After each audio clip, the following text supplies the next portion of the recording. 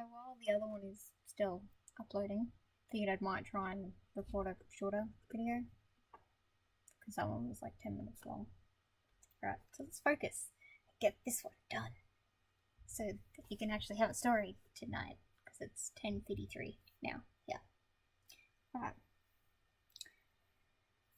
So this story is from Southern Africa, and it's called The Horns of Plenty. Hope y'all got tissues. It's a little bit sad. Look at that poor kid. That's his best friend he's carrying. Spoilers. Alright.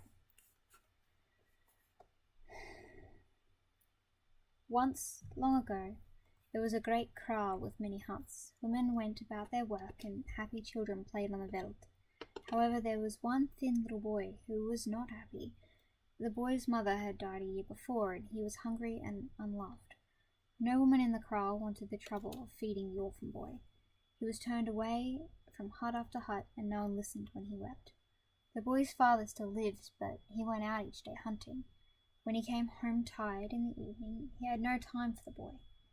The unfortunate little fellow became thinner and weaker. Try as he might, he could please no one. One day he collected some firewood, hoping to please one of the kraal women and be given a meal, but the woman only complained that the bundle of wood was not big enough and beat the boy and turned him away. "I will leave these cruel people and never return," vowed the boy. As darkness fell, he went to the cattle pen and took one of his father's bulls. He scrambled onto its back and rode the huge creature far away across the veldt. At dawn, the bull and the boy lay down to rest. However, they had not rested for long when they saw a cloud of dust approaching. "That is a herd of cattle led by a strong bull," said the bull with the boy. "He will challenge me to a fight, but do not worry, I shall be the victor." The thin little boy watched with fear as a mighty bull approached. It pawed the ground and breathed noisily through its huge nostrils. It tossed its huge head and sharp horns and challenged the boy's bull to a fight. A ferocious struggle took place. The two huge creatures charged and locked horns and slashed and kicked at each other. At last the bull, which belonged to the boy, triumphed, and their enemy hastened away with his herd. Again the boy and the bull journeyed across the endless veldt. As night was falling, another huge bull confronted them, pawing the ground and breathing forth defiance. "Get down from my back," said the boy's bull. "I must fight this second bull, but now I am tired and I shall not win. However, feel no fear. When I am dead, take my horns and carry them with you.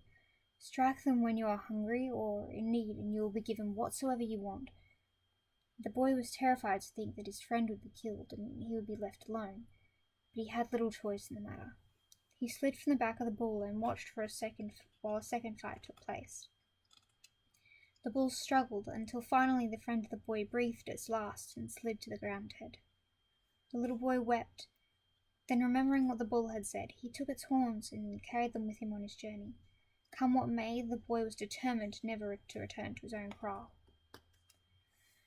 As night was falling, the boy came to a hut, where he asked for shelter. The owner welcomed him indoors.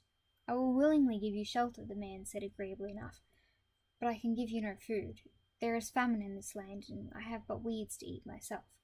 The boy smiled and, touching one of the horns of his bull, asked for meat and drink to be set before them. At once food appeared in abundance, and both the boy and the man ate well. The man expressed gratitude and amazement, and the two of them settled down to sleep. Realizing the value of the horns, the man determined to obtain them for himself. During the night, he hid the magical horns in a corner of his hut and replaced them with some old horns from one of his own dead bulls. In the morning, the boy thanked the man for the night's shelter and went on his way. He walked for many hours, and when he felt hungry, he touched one of the horns and asked for food. No food was set before him. The boy realized how he had been tricked. He walked wearily back to the hut where he had slept the night before. He listened outside the door and heard the man touching and striking the magic horns and ordering them to set food and drink before him, but the horns would obey only the little boy. Nothing more was set before the thieving man, who became more and more enraged. The boy entered the hut, and the heart of the man was filled with terror, for he feared the magical powers of the boy. The man fled and watched from afar, and did not dare to return while the boy remained. So the boy touched the horns and asked for food. A fine meal was set before him. When he had eaten, he settled in the comfortable hut, where he slept well all night, and in the morning he departed safely with the precious horns. All morning the boy walked under the bright sun. At noon he sheltered in the shadow of a rock and ate food set before him by the horn.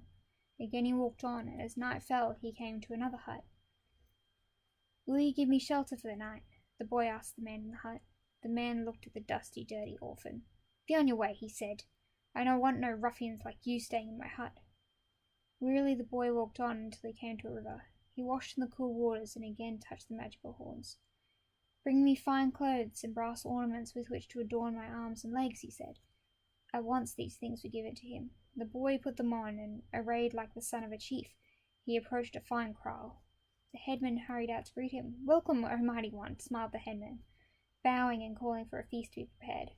The boy stayed in this kraal for several years. Whatever he needed was brought to him by the Horns of Plenty. As the boy was so obviously wealthy, he was treated with great respect by his new friends. The beautiful daughter of the chief was given to him as a wife, and for the rest of his life the little orphan boy lived in happiness and plenty. There you go. There's a story. 6 minutes.